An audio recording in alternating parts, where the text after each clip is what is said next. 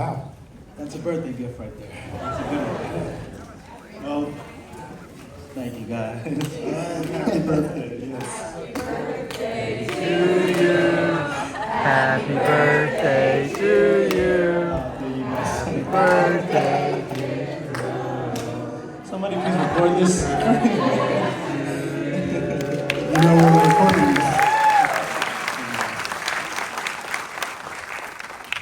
Well, it's such an emotional, powerful, beautiful film, and just what a great cast, and you as the center of the cast. It must be really hard, you know, a great responsibility, you know, doing a story of a real life person. This is, if my understanding is correct, you've done this twice already in your young career. And I kind of look at that almost as a prequel to the kind of preparation, and I do want to talk to you a little bit about the preparation, both physical, emotional. Yes, yes. But in the preparation of that responsibility of working with Anthony and his mom, was that a heavy thing for you to deal with initially? Absolutely. Like you said, you know, it's our job as actors to create a character, flesh it out, find the choices, find the authenticity. But when you have somebody who somebody real, somebody currently alive, and somebody on set every day with me. I don't know if you guys know, but he's my body double in there. So to help out with money, CGI reasons, special effects, Anthony was there every day. He was number 1A on the call sheet. So I was number 1, he was 1A. And so he was incredibly involved in this. And anytime you see just the angle of one single leg, it's his leg and his actual leg. So luckily our skin tones match enough for you guys all to get tricked. But yeah, you know, as an actor, you're used to somebody walking around set who looks just like you. But this time around, it was the guy I was actually playing. So even though it came with a certain amount of pressure, it also informed my performance all the way. You know, I got to just be a fly on the wall every time he was walking around. He didn't know, and it's very awkward to play somebody real. Instead of going like, hey, what's it like to feel this? What's it like to hear this? Did you ever hear this? It's less about that and more about just observing and watching and seeing what you can pull, you know? If you guys ever get the chance to meet him, this guy's the nicest guy in the world. It's scary. I'm like, bro, you gotta get mean. You know, he's like, his answer to that is, I save it all for the mat. And that's the type of person he is, so. Yeah, so on the flip side, it's really an honor to play him as well. Such a special individual, and I know the director had said some similar aspects. But what about the rest of the preparation and you know, ranging from, physical, which includes likeness, speech, etc. How much time did you spend on that? And I understand there was some starts and stops as well. Yeah, it's very ironic that the film is called Unstoppable. I've been on this project since 2020, since before COVID. So I got to win an Emmy in 2019 for self-promotion time. And kind of right after the Emmy, I got this role. And so I was signed on to the project before COVID, before the writer's strike. And so I trained with Anthony 3 separate times. In 2020, I stayed on his couch and I lived with him and his girlfriend, who's now his wife, and he has his first child, which is amazing. And then we did maybe 3 months, 2020, and then we got to LA, and then it was March 2020, and you know how that was. Everything just kind of went down. And then the project went underwater for a while, and it was just me and him sending texts back like, is it happening? I don't know. I hope so. But I promised him that I would stay on board as much as I could. Fast forward to 2023, I get a call saying Ben Affleck, Matt Damon, Jennifer Lopez, Don Cheadle, Bobby Cannavale, Michael Pena are now on board. And you went into the bathroom and threw up. Yeah, it was like worth the wait. But then it's crazy because then I get back into training with him and we do 6 months this time. So 6 months, 5 days a week, and I'll get into like exactly what I was doing. But after the 6 months, the last day of what I call my boot camp for training for this role, we went right into day 1 of shooting. We shot for 18 days and then the strike happened. So back to texting Anthony, is this gonna happen? I don't know, I hope so.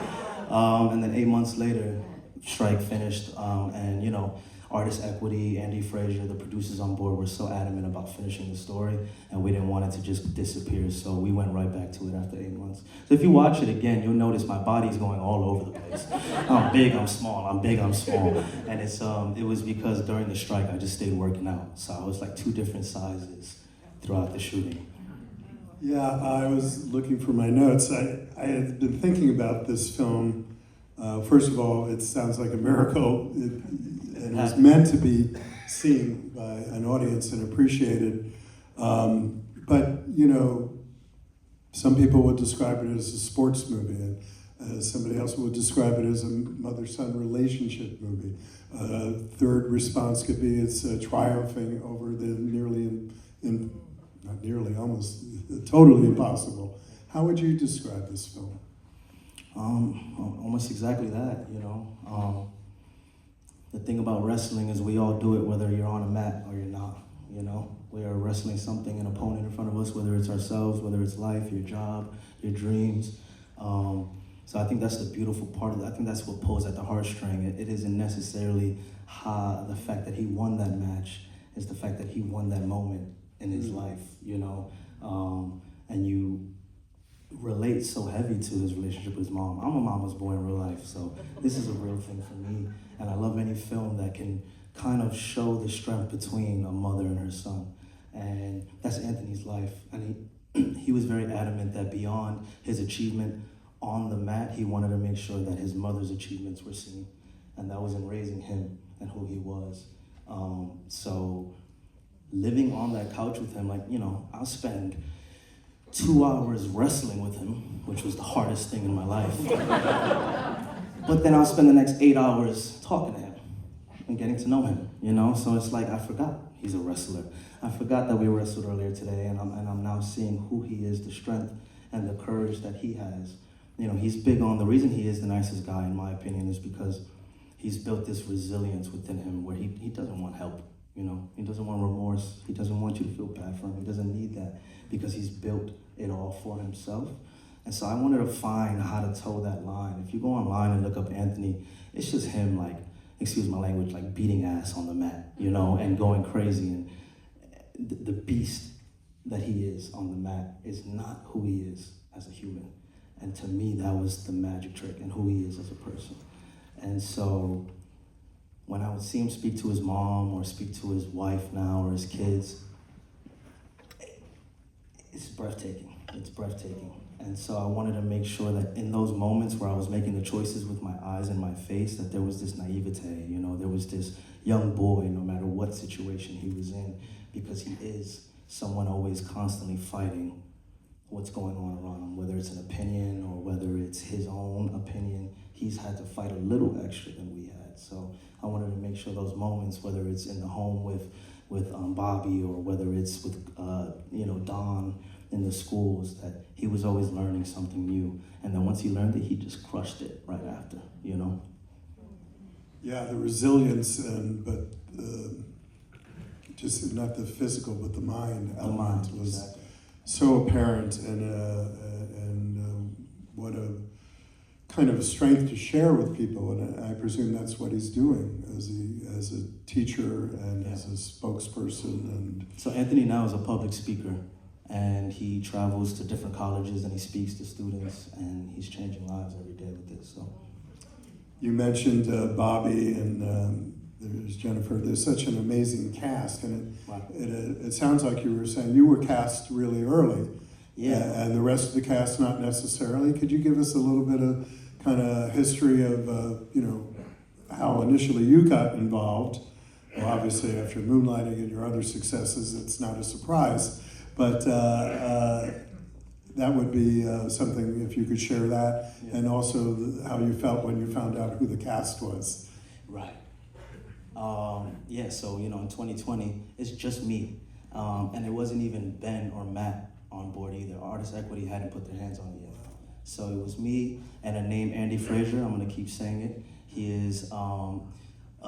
he's the one who produced this kind of from the ground up and was trying to give it to different, like, you know, upper upper echelon sort of producers the entire time. In 2020, I got a call and from my team, and they were like, "Have you ever heard of Anthony Robles?" And the truth is, I said no. I'm like, I stopped. Like I'm more of a theater kid than a sports kid. I lie to all my friends when I talk about sports. I don't know what I'm talking about. And so when it came to when it came to the answer, I was like, no idea. And then I went on YouTube and I watched just one video. It wasn't him wrestling, it wasn't any of that. It was a YouTube interview, 12 minutes long. Not a lot of views, but I watched the whole thing and I remember thinking, this will probably be the hardest thing I'll ever do if I get to do this part. And that's what made me really want to do it, is that sort of challenge that was a part of it. Can I bring up the boot camp real quick? Yeah. I'll just tell you about the boot camp.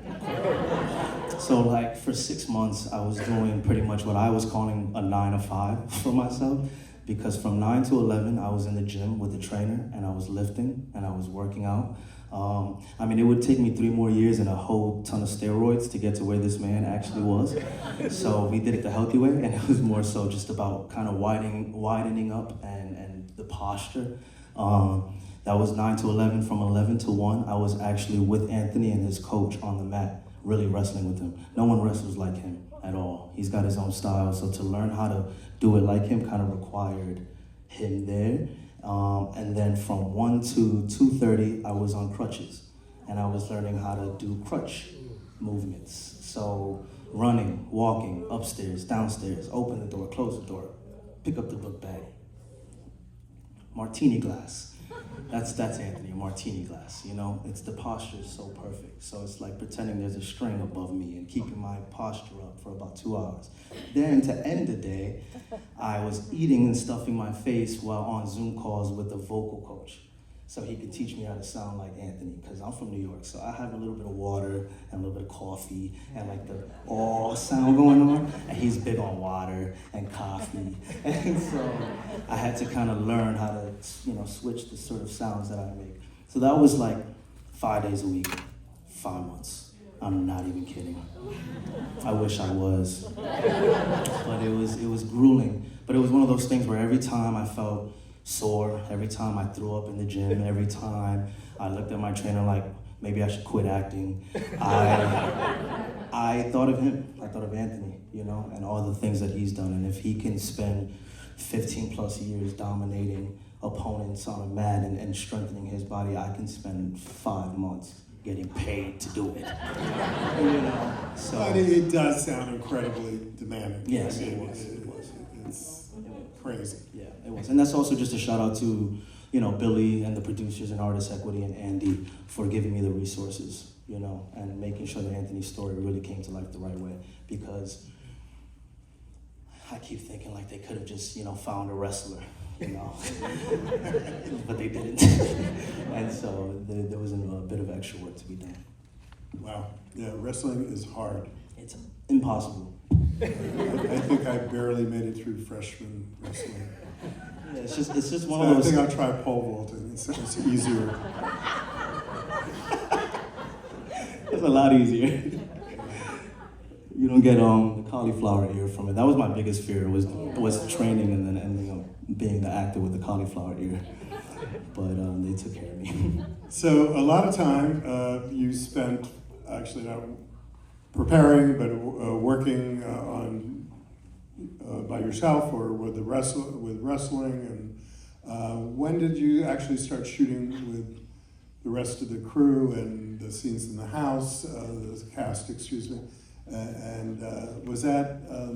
When you look at each of these individual fellow castmates, they are incredible. Oh my God. I mean, oh my God. board side, just really top-rate artists. Did that take any transition for you when they came aboard, and how was it working with some of those stars? Well, to be honest, it freaked me out, to be honest. Like at first, I'm like, all right, this is my movie, I'm gonna run this. It wasn't that. These are stars that I've looked up to. Don Cheadle is one of my favorite actors of all time. And he's now maybe my favorite actor of all time, just having to work with him. But when I got the call, to be honest, without trying to sound like corny or cliche, I thought of Anthony, and I was so excited for him.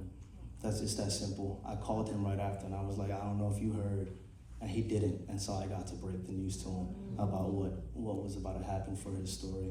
I just thought there was such a seriousness that was about to come on board now. You know, sports movies are tricky. You know, like you can go real, down the cliche road and make it one of those like, all right, cool, like sell it to Disney or something. But this was when I heard Ben was on it, and he was revising the scripts.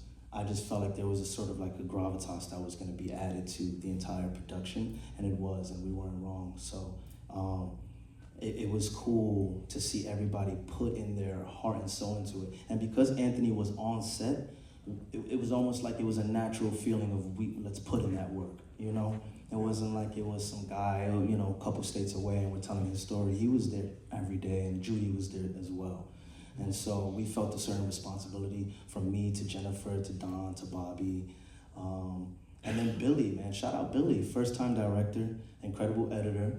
But I pride the relationship between a director and actor. I think it's one of the most important relationships on a set. I think things can fall apart around it if that isn't solid. And Billy really knows how to talk to the actors and really speak to the actors. So a lot of that performance that we got to see from Jen, that wonderful performance, was pulled from hours of rehearsals that were forced upon us. There was no games. We're not gonna, let's get this done and let's make it authentic. And so we did that.